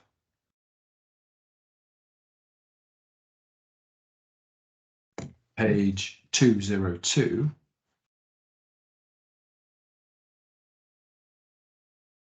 And this is the 110.3, which provides claims related to the disputes arising from the insurance policies, etc., may only be accepted after bringing these disputes before the committees formed according to the provisions of Clause 2 hereof. Is that claims or cases? Sorry, I'm claims. Yes, I'm looking at the translation, which says cases. It's the one I looked up on. Anyway, sorry. Okay. Well, we say, I mean, the argument is that that is reference to court proceedings, and we say it's plainly not. And what we say, and to the extent that it claims is the correct word, we say that would be the claim that the insured has as a consequence of there being a dispute in relation to the insurance policy itself. And if you can see, because that claim word is used throughout the article, and you can see at 110b, it refers to the fact that in the event that the claim is fully or partially rejected, the company shall explain the reasons. And then it says, should a dispute arise concerning any claim, the concerned party shall have the right to submit a written complaint. So there's a dispute. Basically, in that situation, the insured would be saying there's a dispute because the insurer is not paying out. And then 3, claims related to the disputes arising from the insurance policy. So basically, it's a claim. So there's a dispute, the insurer is not paying out, but I also want essentially some money. I want that indemnity. And that is what we would say the claims would refer to. Sorry, where can I find the actual Arabic text? In which attachment? In which tab? I am not sure it's in the bundle, I'm afraid. I see. Okay. But we can, I'm sure we can make it available if that would assist. I can Google it myself, but I thought it should be in the bundle anyway. For any translation, you should have the original text as well. Okay. Okay. So that's the end of my third point, that it's not mandatory for the insured to pursue this regime. And then the fourth point is there is nothing to stop the competent court under Article 110.4 being the DIFC court, as the judge found at first instance. Now, the competent court of first instance is not defined anywhere in the insurance law. There is nothing in the insurance law which mandates that this must be a court which is outside any of the financial free zones.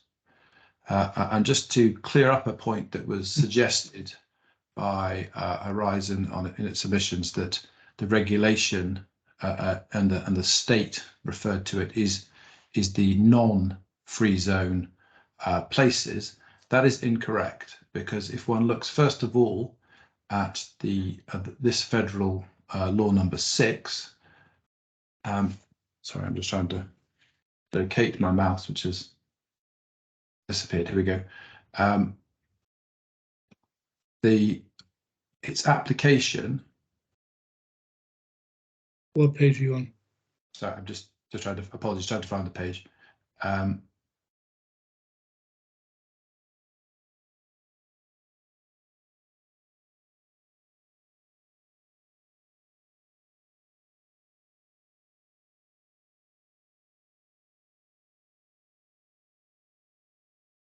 It is page 183, tab 12.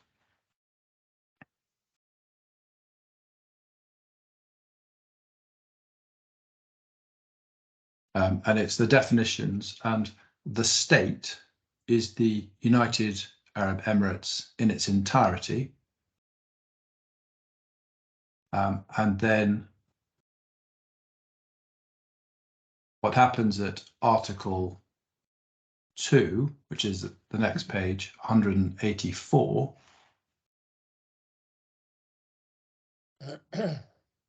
it provides that the provisions of this law shall apply to all insurance companies established in the state. And then there's the carve out in Article 2. Provisions of this law do not apply to companies operating in the state free zones.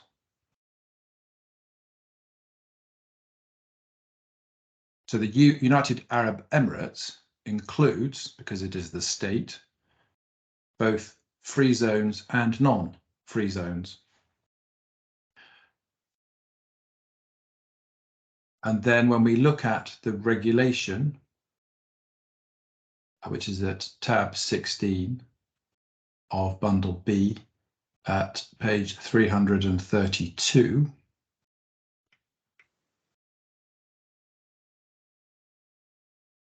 you will see that the state is defined again as the United Arab Emirates, which tallies with the definition in the law. And so again, that does include free zones.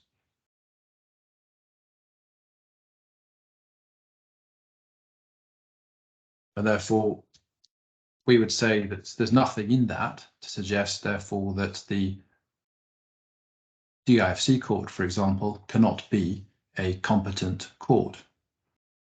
There is nothing in the insurance law which mandates that the competent court must be a court which is outside the free zones.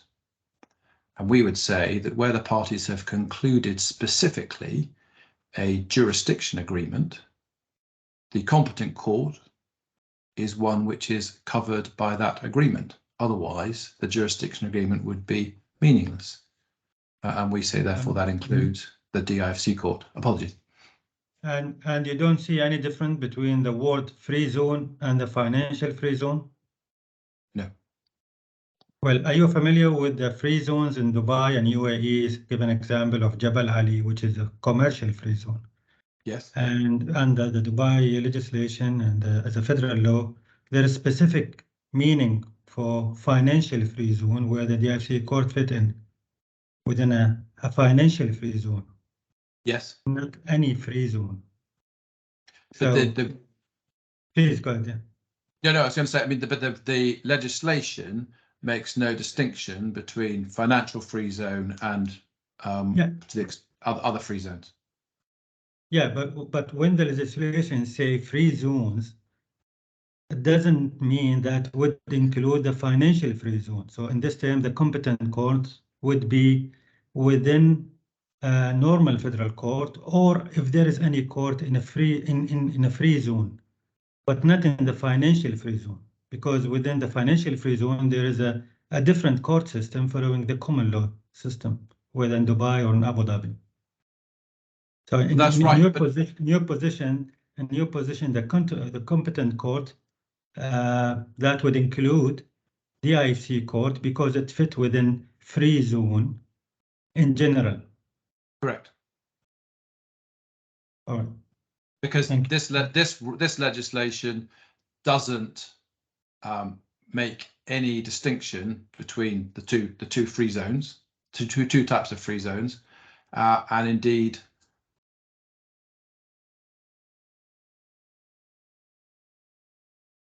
Sorry, I'm just looking at the.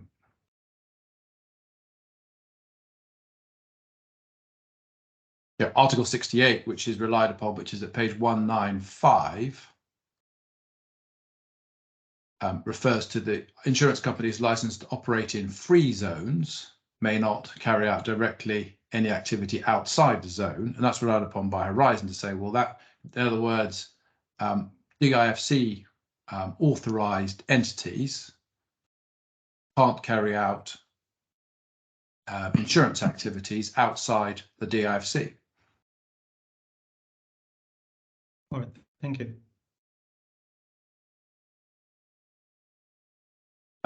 Now, in the skeleton argument of Horizon, much is made of the carve-out for arbitration under Article 5 of the regulation.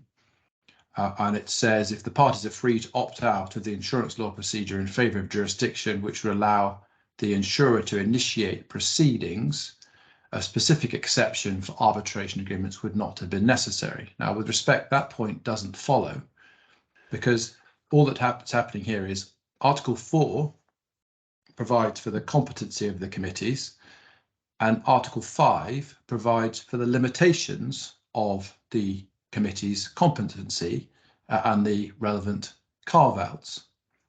And in circumstances where an insured has concluded an arbitration agreement, the insured has no right to the dispute resolution mechanism under Article 110 at all.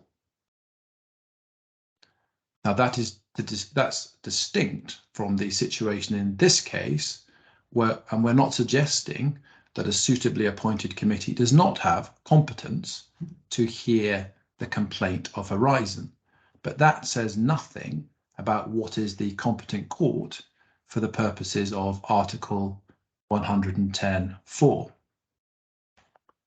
Now, Horizon says there's a mandatory regime which you cannot deviate from. But if that's correct, it's not a question of the proper interpretation of the jurisdiction agreement, but its submission must be that jurisdiction agreement is a nullity. And of course, that is an entirely different point from the one that it's taken throughout these proceedings. Also, if the automatic effect of the federal law is that all disputes under the insurance policy must be heard by a specific court, there would be no purpose in a jurisdiction agreement. Now, by concluding a specific jurisdiction agreement, we say the parties are taken to have given thought to the court or courts where they agree the disputes can be determined, and those courts are not necessarily an automatic jurisdiction.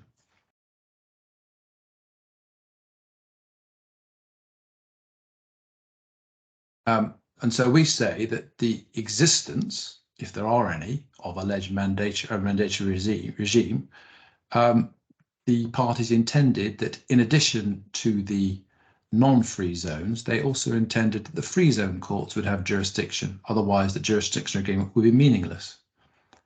And finally, Article 39 of the Civil Procedure Law does not affect the position in any way. First of all, this is a new point, which hasn't been taken. I don't think permission to appeal has been given to run it. In any event, it doesn't apply in the DIFC. The second point is that Article 39 is only concerned with money claims by an insured for an indemnity and nothing else, and it is certainly not concerned with claims by an insurer.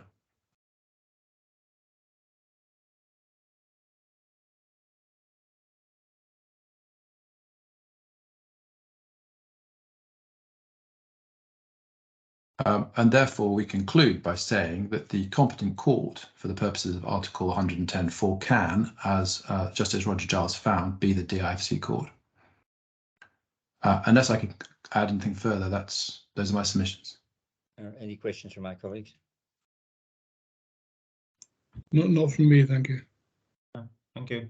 Thank you, Mr. Craig. Matters in reply, Ms. O'Sullivan. Yes, my lord. I don't need to say very much, but I do need to correct a serious misunderstanding of the law as expounded by my learned friend. This is about the question of whether the Article 10 process is mandatory for the insured or simply a sort of ombudsman option. And in my respectful submission, he's completely misunderstood what the law provides. So essentially, in 2018, the insurance law was amended so as to contemplate the setting up of insurance committees, which would be mandatory. It was not until the following year, in July 2019, that resolution number 33 of 2019 was issued and came into effect at the end of October. So in fact, 2 committees were at that point set up, one in Abu Dhabi, one in Dubai. Now, there was an interregnum between the 2018 legislation providing for the establishment of committees and the end of 2019, when the committees were actually set up. So my learned friend refers you to a couple of cases that were decided during the interregnum, but they have subsequently been overtaken by events. So let me show you that. He referred you to 2 decisions, the first of which was at B628.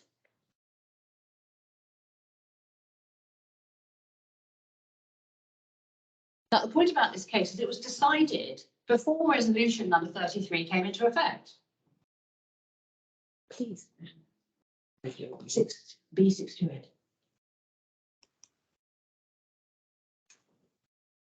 So it was decided in April 2019. And the argument turned on the provisions of the amended insurance law without the benefit of the decision. So, and if one goes down to page 629, there's a passage beginning. This implies that the purpose of preventing the competent court from considering an insurance claim is ensuring that the committees follow the procedures outlined and so on, which committee should be actually formed by virtue of the authority's board resolution. And it says at the end, as established under circular number 38 of 2018 concerning committees for the settlement of insurance disputes issued by the insurance authority in Abu Dhabi, until now, no competent committees for the settlement of insurance disputes were formed in accordance with the mentioned law. Therefore, the appellant's allegation in this respect is groundless. What I took you to were 3 decisions of the courts issued after resolution number 33 came into effect. There was the very clear decision of the Abu Dhabi Court of First Instance. It says essentially the court has no jurisdiction until the Insurance Authorities Committee has decided the complaint. Even if you say that the authority's got no jurisdiction, you have to go through the process of filing your complaint and getting the decision. And it's condition precedent. The court simply has no jurisdiction. I can take you back there, but I'll refer you to.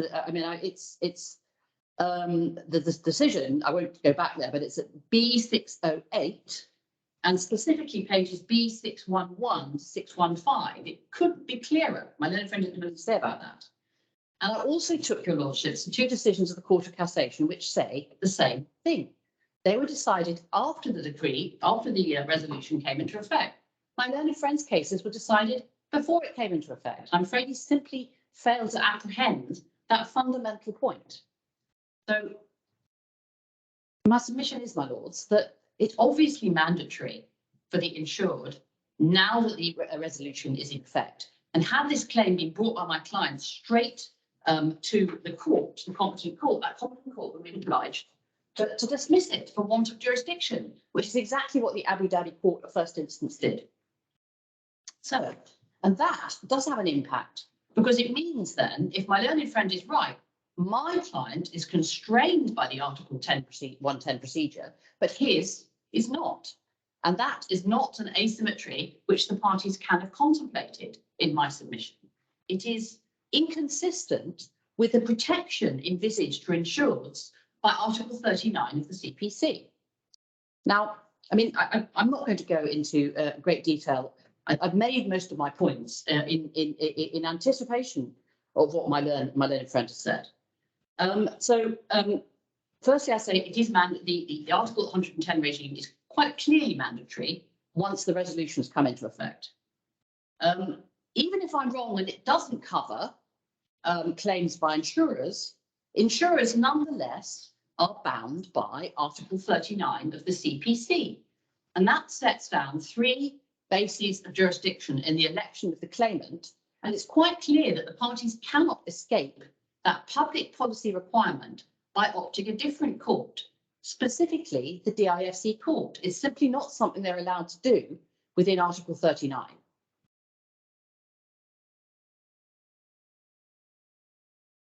And this point has always been at the heart of our argument. We've always said that it was exclusively the onshore courts that had jurisdiction, and they were the only courts that could be the competent court. Now, I've gone into the background, my lords, to try and show you the legislative background, this clear distinction between the free zone insurers and the onshore insurers, the UAE established and registered insurers. Now, Justice Sawalehi has made the point about free zones and financial free zones. I do not know whether any insurers are licensed to operate in free zones outside the financial free zones. It is my understanding that when one's looking at what you might call offshore insurers, you're basically dealing with insurers who are operating and licensed either by the DFSA and DIFC or by the Financial Service Regulatory Authority and the ADGM.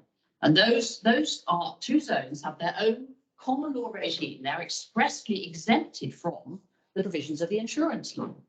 And it is utterly inconsistent with the insurance law applying only to UAE insurers that such UAE insurers should be able to sidestep the provisions of the CPC and opt for the DIFC.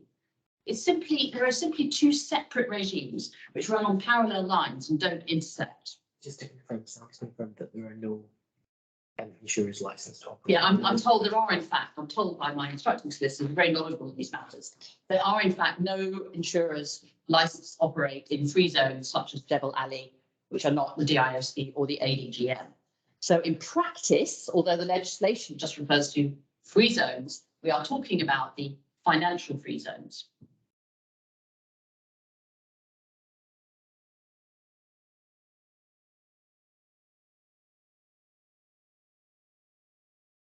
So, I've made my points on why the right of the insurer, the insurer has no right to initiate the claim. But I've made my submissions. It is by necessary implication following from the fact that this is an insurance law applying to online UAE onshore UAE-based insurers. The position is in the DIFC is different. You cannot mix and match. My client is not allowed to mix and match, and it is not for the insurer to seek and mix and match as it is done. And then just briefly on the procedural point, my lords, did you have anything you wanted to ask on that? Just one question. I'm sorry if I've missed this somewhere in the materials or your submissions, but what was the position before the 2018 amendment if an insured had a complaint or? It had to bring it in the court because there was no equivalent under Article 10 at all. There was no provision for resolution by insurance committees. So it had to be brought in the courts. And that's why you may recall, I think it's Article 5.2 of the resolution says basically this isn't going to affect claims that are subject to existing court proceedings. So that was the position. So this introduced a new dispute resolution regime from 2018, in practice from 2019. And we don't have any in the materials de travaux préparatoire about the purpose. We do not. I mean, I think you can simply infer that it was considered appropriate to set up this dispute resolution regime and to make it mandatory. But beyond that, I don't think we have any indication as to the reason why that was done. Thank you. On the procedural matter, my lords, I mean, I think my learned friend really gave it away when he said, well, it's an abusive process in all possible circumstances to not submit, to submit an appellant's notice not accompanied by grounds of appeal and skeleton argument unless it's impracticable. I mean, it's just completely unworkable. The court doesn't know. I mean, there's nothing voidable about the appellant's notice. The appellant's notice is valid if it's filed in 21 days or within a further period granted by the court. And you can't then have it sort of retrospectively possibly made voidable because the court subsequently decides there wasn't a good reason for relying on the extended 21-day period. It's not an abuse. But I'm not saying it could never be raised. It may well be raised, and in practical terms, it's likely to be raised at the permission stage as an adjunct to the point. You say, well, you know, and in addition to refusing appeal on the merits, you should also say that, you know, that they haven't complied with the rules because they didn't have good grounds.